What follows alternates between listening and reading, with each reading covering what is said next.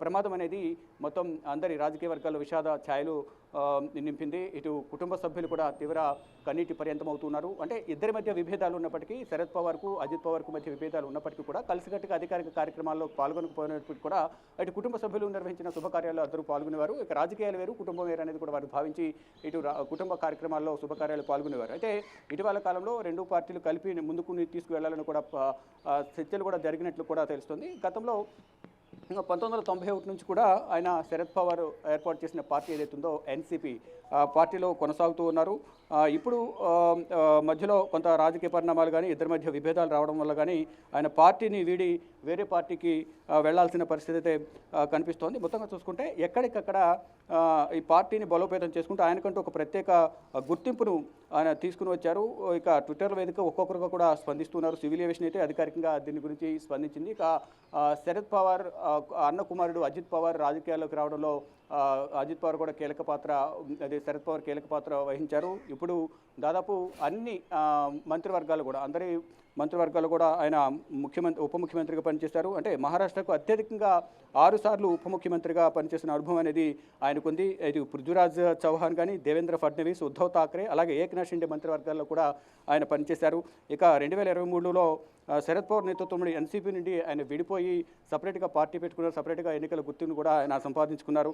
తర్వాత బారామతి నియోజకవర్గానికి ప్రాతినిధ్యం వహిస్తూ ఉన్నారు. అదే బారామతి నియోజకవర్గంలో బహిరంగ సభలో పాల్గొనేందుకు వెళ్ళిన నేపథ్యంలో అక్కడనే ఈ విమాన ప్రమాదంలో ప్రాణాలు కోల్పోవాల్సిన పరిస్థితి అయితే ఏర్పడింది. ఇక ఆయన 2024 నాటికి అంటే 65 అంటే దాదాపు 67 ఏళ్ల వయసు కలిగి ఉన్నారు. 1959లో జూలై 22, 1959లో ఆయన జన్మించారు. ఆయన మొత్తం కూడా రాజకీయ జీవితం అంతా కూడా ఎంతో విజయాలు సాధించారు. రాజకీయ అనుభవం కానీ ఆయన రాజకీయ అనుభవంతో మహారాష్ట్ర కూడా ఎంతో ఆయన ప్రాంతాలు కానీ ఇక ఇతర ప్రాంతాల్లో కూడా ఆయన అనేక అభివృద్ధి కార్యక్రమాలు చేపట్టారనేది కూడా చెప్తూ ఉన్నారు. అంటే ప్రముఖ రాజకీయ నాయకుడు, ఎంతో కాలంగా అందరి మన్ననలు పొందిన శరద్ పవార్ అన్న కుమారుడు అజిత్ పవార్ మృతి చెందడం పట్ల అటు వారి కుటుంబ సభ్యులు కానీ, ఆయన అభిమానులు, రాజకీయ ప్రముఖులు కానీ, ఆయనతో సత్సంబంధాలు కలిగి ఉన్న ప్రతి ఒక్కరు కూడా తీవ్ర మనోవేదనకు, ఆవేదనకు గురవుతూ ఉన్నారు. అంటే ఒక ప్రభుత్వ కార్యక్రమాల్లో అంటే బహిరంగ సభలో పాల్గొనడానికి వెళ్ళిన సందర్భంలోనే ఈ తుది శ్వాస విడవడం అనేది కూడా అందరూ కూడా జీర్ణించుకోలేకపోతున్నామంటూ కూడా ఆయన అభిమాన వర్గం ఎవరైతే ఉన్నారో సహచరులు కానీ, ఇటు పార్టీ అభిమానులు కానీ, కార్యకర్తలు ఎవరైతే ఉన్నారో వారందరూ కూడా కన్నీటి పర్యంతం అవుతున్నారు. ఎక్కడో కొంత ఆశ ఉంది కానీ ఇంత పెద్ద ప్రమాదం జరగడం అంటే ప్రమాద తీవ్రతను బట్టి ముందు అందరూ కూడా అంచనా వేశారు. ఎక్కడో చిన్న హోప్ ఉంది, బ్రతుకుతారని ఎటువంటి అధికారిక ప్రకటన ఇప్పటివరకు చేయలేదు కాబట్టి అని అందరూ భావించారు. కానీ సివిల్ ఏవియేషన్ మినిస్ట్రీ అధికారికంగా ప్రకటించింది. దాంట్లో ప్రయాణిస్తున్న వారందరూ కూడా మృతి చెందినట్లు కూడా చెప్తున్నారు. ఇక ఇప్పటికే ఆ ప్రమాదం జరిగిన ప్రాంతానికి కానీ మరోవైపు మృతదేహాలన్నింటి కూడా డెడ్ బాడీస్ని సమీపంలోని ఆసుపత్రికి తరలించారు. వారి కుటుంబ సభ్యులకు వారి అందరికీ కూడా హ్యాండ్ ఓవర్ చేసేందుకు ప్రయత్నాలు చేస్తున్నారు. ఈ నేపథ్యంలోనే ఇటు అజిత్ పవార్ను ఏదైతే ఆసుపత్రికి తరలించారో అక్కడికి ఇప్పటికే వారి కుటుంబ సభ్యులు కొంతమంది చేరుకున్నట్లు కూడా తెలుస్తుంది. మరోవైపు సుప్రియ సూలే కూడా ఢిల్లీ నుంచి బారామతి బయలుదేరారు. వారితో పాటు ఎన్సీపీ అలాగే ఇతర పార్టీలకు సంబంధించిన ఆయనతో సత్సంబంధాలు కలిగి ఉన్న నేతలందరూ కూడా అక్కడికి చేరుకుంటూ ఉన్నారు. అయితే ఈ ప్రమాదం ఎలా జరిగింది, ఏంటి, సాంకేతిక లోపమా, ల్యాండింగ్ చేసే సమయంలో ఏమైనా తప్పిదాలు ఉన్నాయా, ఏం జరిగింది అనేది కూడా ఇంకా అధికారికంగా తెలియాల్సి ఉంది. సటాస్ కరెక్ట్. సో బారామతి ఎయిర్పోర్ట్లో క్రాష్ ల్యాండింగ్ అనేది ఇందాక మీరు చెప్పినట్టు ఫాల్స్ ల్యాండింగ్ ఏమైనా చోటు చేసుకుందా అనేది major question. At the same time సాంకేతిక లోపం, ప్రైవేట్ ఇటు స్టేట్కు సంబంధించిన ఒక ప్రైవేట్ చార్టర్డ్ ఫ్లైట్ కనుక దానికి సంబంధించి ఇటు చార్టర్ ఫ్లైట్కు సంబంధించిన కంపెనీ ఏమైనా స్పందించే అవకాశాలు ఉన్నాయనుకోవాలా? బ్లాక్ బాక్స్ ఎప్పటి వరకు ఇటు ఏవియేషన్ మినిస్ట్రీ తీసుకునే అవకాశం ఉందనుకోవాలి? రైట్, ఒక్కొక్కటికి కూడా దీనికి సంబంధించి దర్యాప్తు కొనసాగే అవకాశం అయితే కనిపిస్తుంది. ముందుగా వారి ప్రమాదం జరిగిన వెంటనే వారిని ప్రాణాలు రక్షించే క్రమంలో అందరూ కూడా ముందు దానిపైన దృష్టి సారించారు. దానిలో భాగంగా వారందరినీ కూడా ఆసుపత్రికి తరలించినప్పటికీ కూడా సంఘటనా స్థలంలోనే వారందరూ చనిపోయారు అనేది ముందుగా కొంత సమాచారం అయితే అందుతుంది. కానీ దానికి సంబంధించి ఎటువంటి అధికారిక ప్రకటన అంటే ముందు ఆసుపత్రికి తీసుకెళ్ళిన తర్వాత ట్రీట్మెంట్ ఇచ్చిన తర్వాత బ్రతికే ఛాన్సెస్ ఉండే అవకాశం ఉంది అనేది కూడా వారు భావించి దానికి సంబంధించి ఆసుపత్రికి తీసుకెళ్లిన తర్వాత అధికారికంగా వారందరూ కూడా వైద్యులు ధృవీకరించిన తర్వాత వారి కుటుంబ సభ్యులకు అటు అధికార యంత్రాంగానికి సమాచారం ఇచ్చిన తర్వాత వారు వారు సివిల్ ఏవియేషన్ డిపార్ట్మెంట్కు సమాచారం ఇచ్చారు. వారు అధికారికంగా ఈరోజు ప్రకటించారు. అయితే దాంట్లో బ్లాక్ బాక్స్ మీరు అన్నట్లుగా దాంట్లో బ్లాక్ బాక్స్ ఉంటుంది. దాంట్లో సమాచారం కూడా సేకరించే అవకాశం అయితే కనిపిస్తుంది.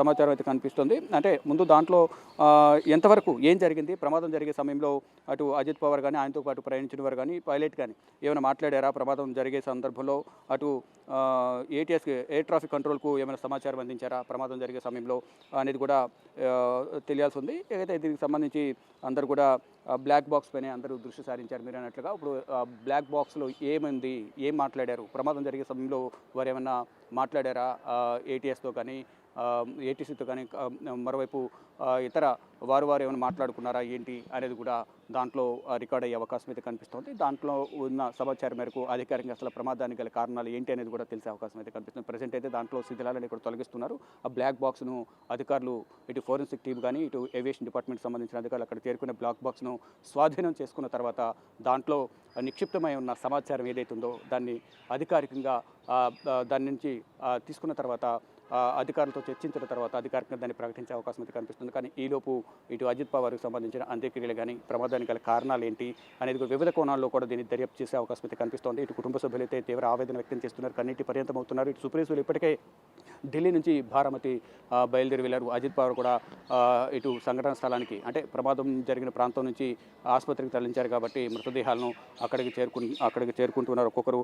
ఇటు ఎన్సీపీ కార్యకర్తలందరూ కూడా ఒక్కొక్కరిగా ఆసుపత్రికి చేరుకుంటూ ఉన్నారు. అక్కడికి వెళ్ళి తమ అభిమాన నేతను చూసేందుకు అందరూ కూడా కన్నీటి పర్యంతమవుతూ కూడా అక్కడికి సంఘటనా స్థలానికి మరోవైపు కొంతమంది ఆసుపత్రికి వెళ్తూ ఉన్నారు. అయితే దీనికి సంబంధించి ఇప్పటికే సివిల్ ఏవియేషన్ ఒక ప్రకటన విడుదల చేసింది కాబట్టి మరోవైపు ఇటు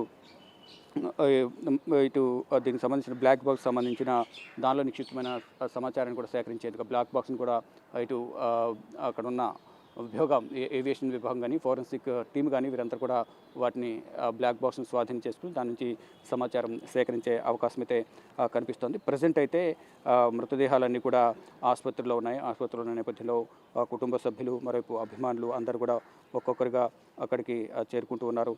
ఇక మొత్తం విజువల్స్ అన్నీ కూడా హృదయ విదారకంగా అంటే వెంటనే ఫ్లైట్ క్రాష్ ల్యాండ్ అయిన వెంటనే ఒక్కసారిగా మంటలు వ్యాపించాయి. ఈ నేపథ్యంలోనే ఆ మంటల్లోనే వారంతా కాలిపోయినట్టు కూడా తెలుస్తుంది. అంటే ముంబై భారత్ అంటే చార్టెడ్ ప్లేన్ అది చార్టెడ్ ప్లేన్లో వెళ్ళారు. ఉదయం 8:45 సమయంలో ఈ ప్లేన్ అనేది క్రాష్ అయినట్లుగా కూడా తెలుస్తోంది.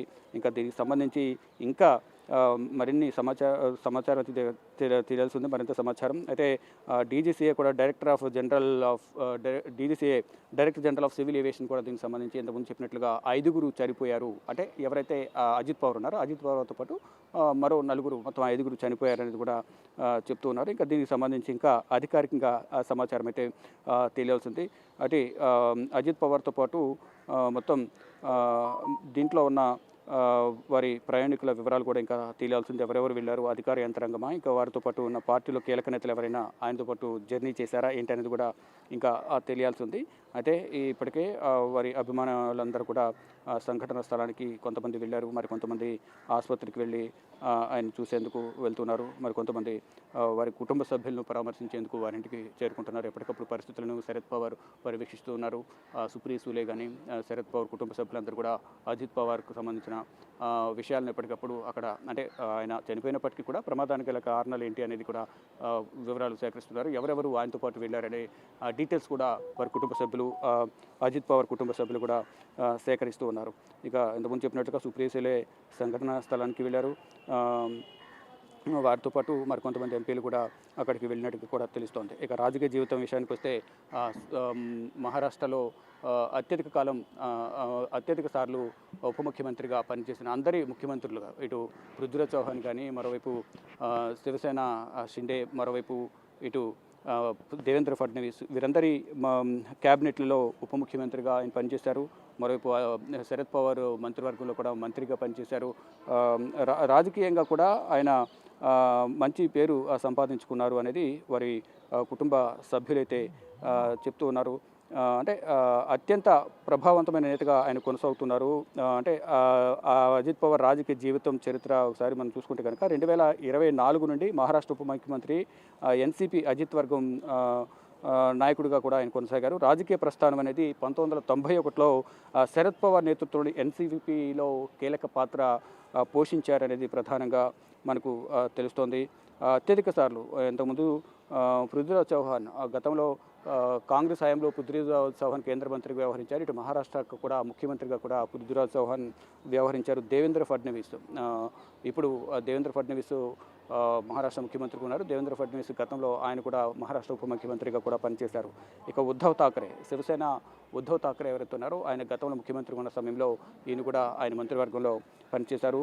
ఏక్నాథ్ షిండే శివసేన ఉద్ధవ్ ఠాక్రే వర్గం నుంచి షిండే కూడా విడిపోయి ఇటు ఎన్డీఏ కూటమిలో చేరడం, ఆయన కూడా మహారాష్ట్ర ముఖ్యమంత్రిగా పదవి బాధ్యతలు చేపట్టడం, మళ్ళీ ఇటీవల ఏర్పడిన ప్రభుత్వంలో ఎన్డీఏ కూటమిలో ఉప ముఖ్యమంత్రిగా ఆయన కూడా పదవి బాధ్యతలు చేపట్టారు. ఇటు ఇద్దరు ఇప్పుడు ప్రజెంట్ ఉన్న గవర్నమెంట్లో మహారాష్ట్ర గవర్నమెంట్లో ఇద్దరు ఉప ముఖ్యమంత్రులు ఉన్నారు. వారిలో దేవేంద్ర ఫడ్నవీస్ ముఖ్యమంత్రిగా ఉండగా శివసేన షిండే ఉప ముఖ్యమంత్రిగా, రెండవ ఉప ముఖ్యమంత్రిగా అజిత్ పవార్ను నియమించారు. అయితే కొన్ని అనుమానాలు కూడా వ్యక్తమవుతున్నాయి. అంటే అది సాంకేతిక లోపం వల్ల జరిగిందా ఏంటి అనేది కూడా ఇంకా తెలియాల్సి ఉంది. కానీ అనుమానాలన్నీ కూడా ఇది సెకండరీ. ముందు ప్రాణాలు కోల్పోయారు, ప్రమాదం ఎలా జరిగింది అనేది కూడా ముందు దానికి సంబంధించి దర్యాప్తు కొనసాగిస్తున్నారు.